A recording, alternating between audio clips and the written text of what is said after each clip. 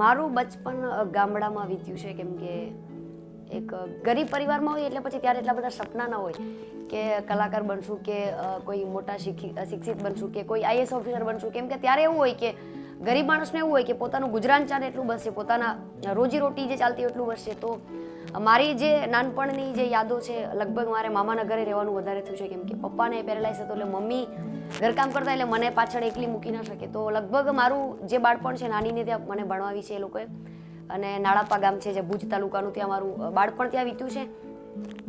અને મારું જે બાળપણની અમુક યાદો એવી છે કે એ પપ્પા બીમાર હતા છતાંય એ લોકો ચાલી ન શકતા તો મારી સાથે પ્રોગ્રામમાં આવતા, એટલે એ લોકોએ બહુ બધો સપોર્ટ આપ્યો છે. કદાચ હું જે છું એમના સંઘર્ષના કારણે છું.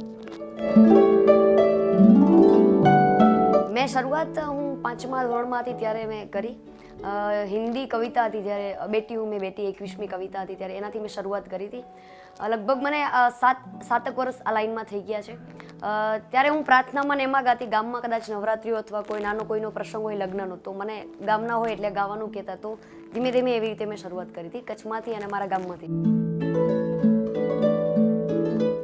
મારું 2016માં જ્યારે ગીત આવ્યું રોણા શેરમાન એકલો રબારી, મને તો યુટ્યુબે જ સ્ટાર બનાવી છે, કેમ કે મારા કોઈ આલ્બમ નથી આવેલા, પહેલાંથી કોઈ આલ્બમ છે જ નહીં. મારા આજ 3-4 ગીતો છે જે યુટ્યુબના માધ્યમથી લોકોએ મને બહુ બધો પ્રેમ આપ્યો છે ને. સ્ટાર તો ના કહી શકાય, પણ હું જે પણ કહી છું એ લોકોના પ્રેમ થકી છું.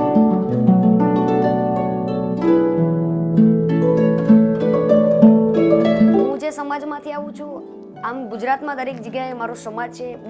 કચ્છથી બારે ઘણા બધા શિક્ષિત સમાજ છે, પણ કચ્છમાં એવું છે કે દીકરીઓને જે ભણવા મૂકે છે બહાર, બીજી દરેક સમાજ. તો મારા સમાજમાં દીકરીઓને બહાર ભણવા નહોતા મૂકતા એ ટાઈમે.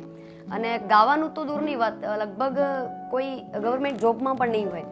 તો મેં જ્યારે શરૂઆત કરી હતી ત્યારે લગભગ આખા કચ્છમાંથી, આખા સમાજમાંથી હું પહેલી એવી દીકરી હતી મેં ગાવાનું ચાલુ કર્યું. એટલે થોડોક આમ નવાઈ લાગતી કે આપણો વિષય નથી ને આ ગાવાનું ચાલુ કર્યું છે. એટલે આમ તો કે ને કે એવું કહે છે કે સાધુ બનવાના છે, બાવો બનવાની આ બધી પુલી પાડી છે, એવું થોડા દિવસ કહેતા. પણ હવે મારા સમાજે મને જે સપોર્ટ આપ્યો એના પછી જે અત્યારે હું જે છું આમ કહી શકાય કે મારા સમાજ થકી છું, કેમ કે એમણે જે આખી સમાજને જે રિવાજો અને જે હતું એ બધું પોતે ચેન્જ કરીને સપોર્ટ આપ્યો છે. મારા પછી બી ઘણી બધી છોકરીઓને એ લોકો એવું કહેતા હોય છે કે નહીં તમે સિંગર બનો તો ગીતાબેન જેવું બનો.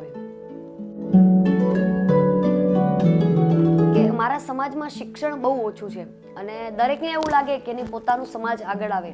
અને મારા બીજી તમે જોઈ શકો છો કે દરેક સમાજમાં કલેક્ટર હોય છે, ડીવાયએસપી હોય છે, દરેક સમાજમાં બહુ બધું શિક્ષણ હોય છે, પણ મારા સમાજમાં એ નથી. તો હું ક્યાંક એ વિડીયો મૂકીને એટલા માટે કહું છું કે કોઈ દીકરા દીકરીને એવું લાગે કે શિક્ષણ બહુ જરૂરી છે અને ગવર્મેન્ટ જોબ વધારે જરૂરી છે. તો બસ હું ટ્રાય કરતી રહું છું કે ક્યાંક મારા સમાજને મારા ગાવા થકી સાથે સાથે એ બી સંદેશો મળે કે શિક્ષણ બહુ જરૂરી છે. હમણાં છેલ્લા 1 વર્ષમાં મારા સમાજમાં ઘણા બધા પરિવર્તન થયું છે.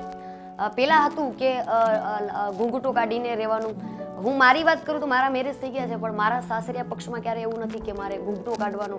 હું જીન્સ કે ટોપ પહેરું તો મને ક્યારે બોલતા નથી. એટલે આખા સમાજમાં 1 વર્ષમાં બહુ બધું પરિવર્તન આવ્યું છે. જે રૂઢિચુસ્ત સમાજ પહેલાં કહી શકાતો એવો નથી, કેમ કે છેલ્લા 1 વર્ષથી દીકરીઓને બહુ બધી છૂટો આપવામાં આવે છે અને હવે મોટા થઈને સબ પણ એની જાતે પસંદ કરીને કરી શકે છે. તો છેલ્લા એકાદ વર્ષમાં બહુ બધું પરિવર્તન આવ્યું છે સમાજમાં અને મને લાગે છે કે ધીમે ધીમે સમાજ બદલાઈ રહ્યું છે.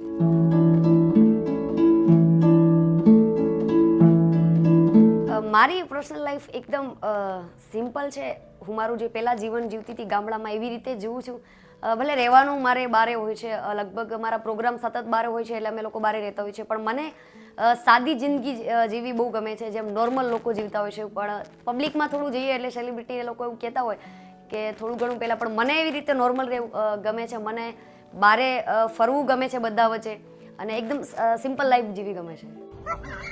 हम पंछी परदेस मुसाफिर आए हैं सैला जानी रहूं तुम्हारी आ नगरी में जब लगे दाना पानी हम पंछी परदेस मुसाफिर आए हैं सैला जानी हम